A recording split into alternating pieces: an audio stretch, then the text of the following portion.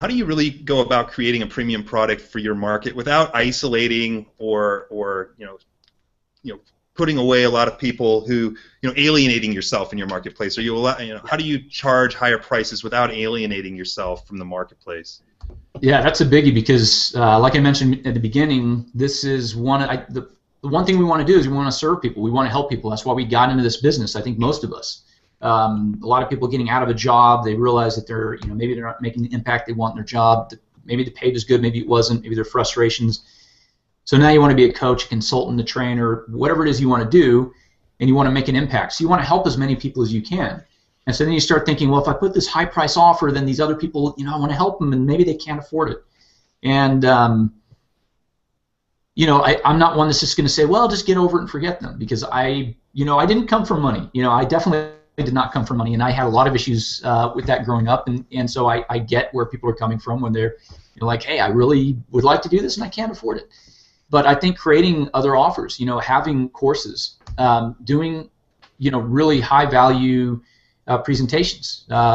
Hopefully people are finding value in this, and this is something that I can do, and I enjoy doing interviews and doing webinar presentations. So make your marketing very powerful. In fact, I was at an event, when you and I met in person, actually, John, at Taki Moore's program out in San Francisco. And Taki said, you're doing more good with your free stuff, or with your marketing is how he put it, than you are with your services. And what he meant by that, he asked one of the clients there, he said, what's your email list? I'm just going to throw numbers out there. He said, 3,000. He said, how many clients do you have? And this is a very successful guy, has 100 plus clients in a group program, and pretty high paying group program.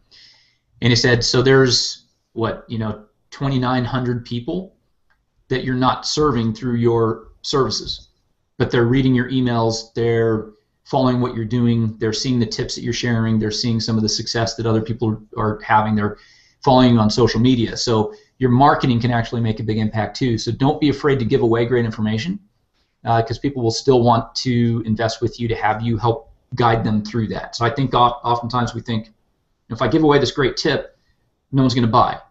Well, I think the reverse happens. They see that was great, but they might also have a question: how do I apply this in my business? How can I, take advantage of that? And then that helps them trust you and want to work with you. So it's you have to test it out. But I think creating other offers is great, but don't be afraid to put a premium offer, because at any price point, there's a certain percentage of people that, the vast majority of people won't buy. I mean, that's just in any market. If you have 100 people on your list, maybe 4 bought.